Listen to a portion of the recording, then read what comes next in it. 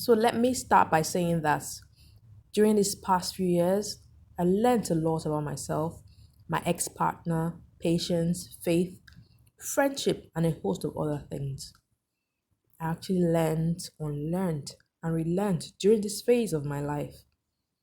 My strengths were revealed and my weaknesses tested.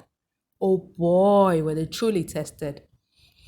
Not trying to be a captain, obvious, but I must state that it was a topsy turvy experience that I do not wish for any of my loved ones or even my acquaintances.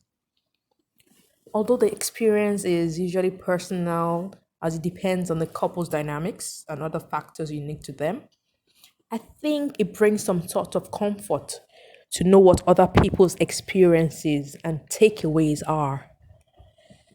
Having said that, here are a few of the things that stood out for me during my divorce experience.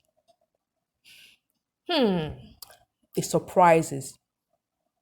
Number one, be ready. And by this, I mean that you should put it in mind that the case can be over in 1 year if you're lucky, or be drawn out for years like mine.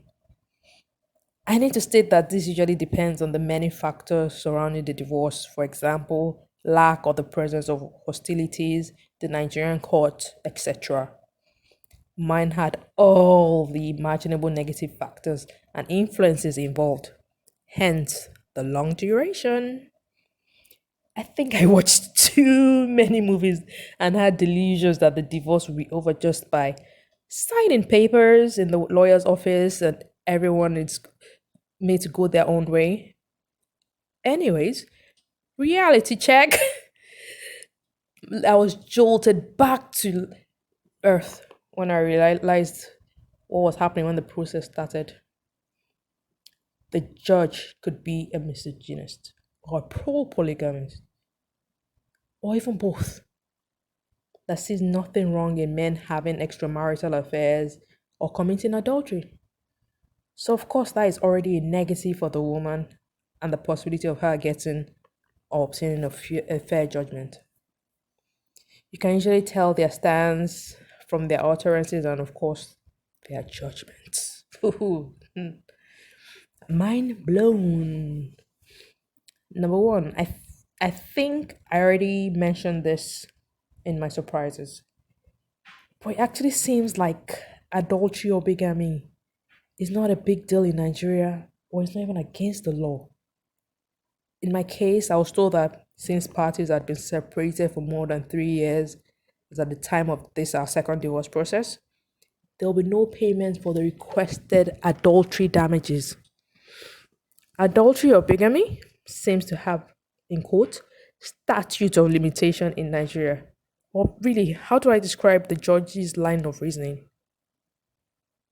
An important fact to state is that we had to apply for divorce twice because his first one was not granted as we had not been separated for up to 2 years.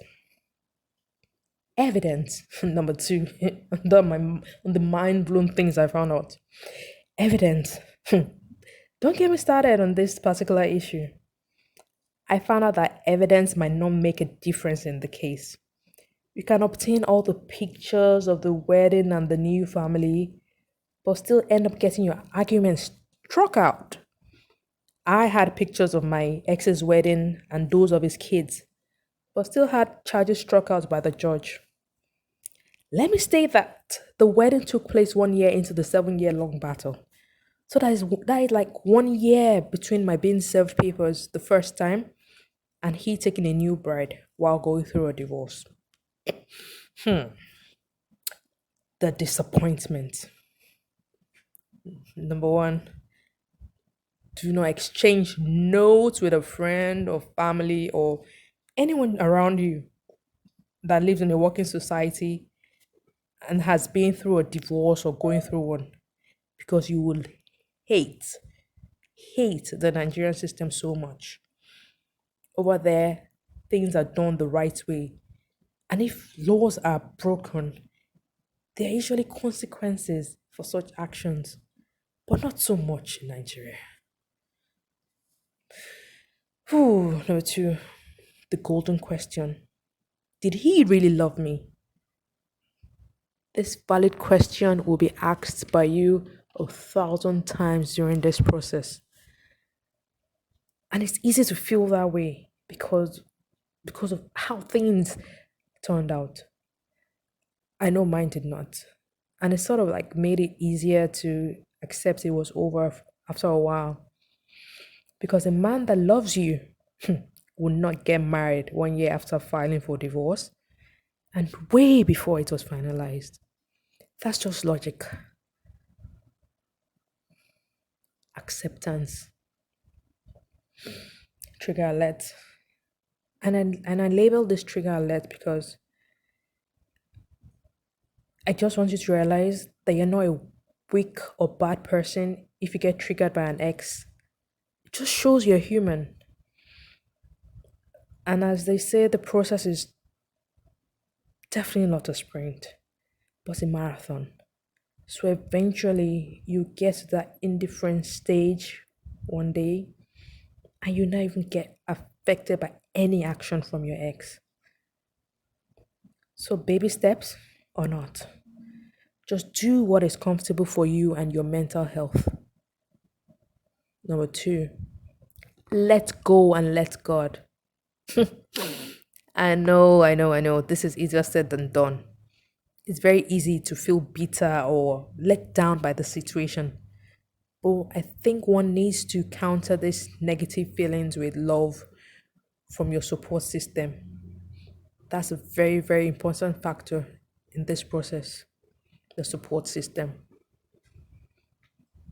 Number three, it was not meant to be. Because sometimes two people can be in love, but they can never make it work. And people are so different before marriage and after marriage. So it doesn't even, sometimes both parties could be good people, but they're just not meant to be. Because you see friends end up becoming foes.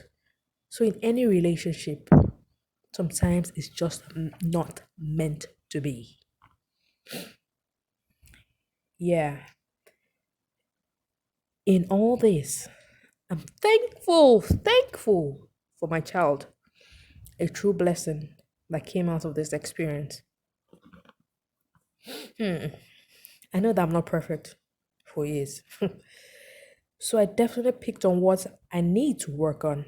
And of course, the ones I need to like hold on to tightly.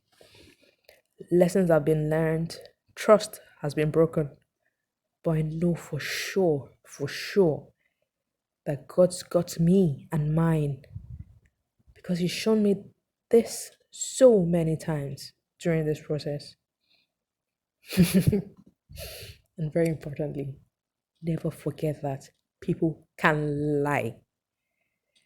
So never let your guard down while dealing with your ex during this process, especially if it's a narcissist like mine. Let it not be like film Draco. Anyways, my name is Torera, and these are what I learned.